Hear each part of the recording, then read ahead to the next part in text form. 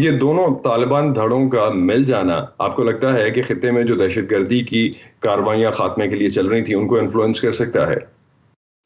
دیکھیں، ایک تو پاکستان کی فوجی کارروائیاں 2003-04 میں شروع ہو گئی تھی، اور 2014 میں جس طرح آپ نے کہا سب سے بڑی فوجی کارروائی ضرب العضب ہوئی تھی، اور ابھی آج کل یہ ضرب الفساد کے نام سے کارروائی ہو رہی ہے۔ لیکن اس کارروائی کی وجہ سے جو ہمارا ملکن ڈویژن ہے سوات اور جو سابقہ قبائلی علاقہ ہے فاٹا، وہاں پہ کافی حد تک امن قائم ہو گیا ہے، اور یہ جو پاکستانی طالبان اور جو ان کے اتحادی تھے ان میں سے اکثریت افغانستان فرار ہو گئی تھی۔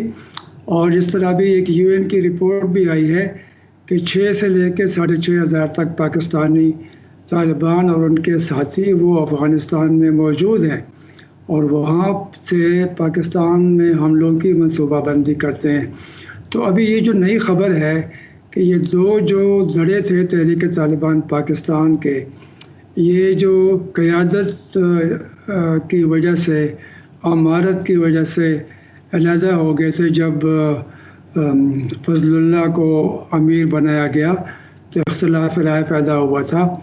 تو یہ حزب الاحرار اور جماعت الاحرار یہ دو دھڑے اب پھر سے شامل ہو گئے ہیں تحریک طالبان پاکستان میں۔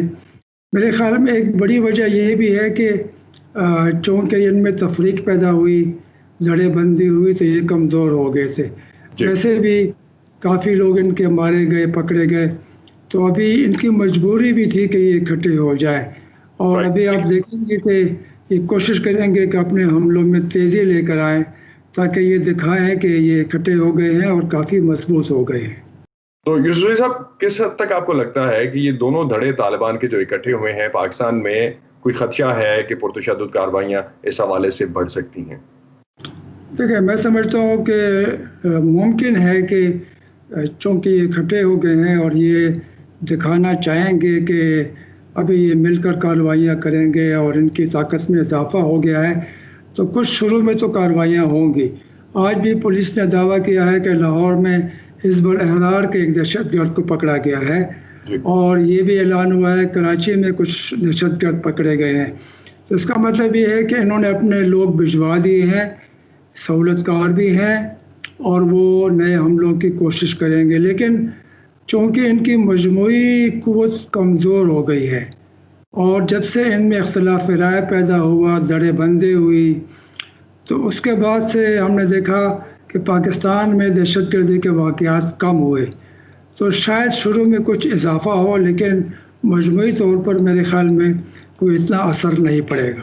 عمل جو افغانستان میں ہے، انٹرا افغان ڈائلاگ جو ہے، وہ کیسے سٹارٹ ہوگا؟ مشکلات تو کافی ہے، یعنی مذاکرات شروع کرنے میں ہی مشکلات ہیں۔ مذاکرات کو آگے بڑھانے میں کتنی مشکلات پیش آئیں گی۔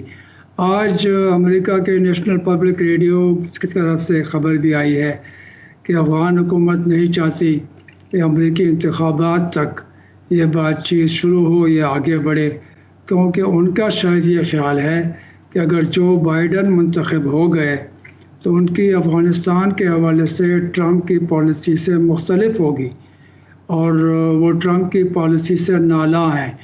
تو یہ اس طرح کی باتیں ہو رہی ہیں، حالانکہ افغان حکومت نے اس کی تردید بھی کی ہے۔ تو میں سمجھتا ہوں کہ بہت بڑے چیلنجز ہیں۔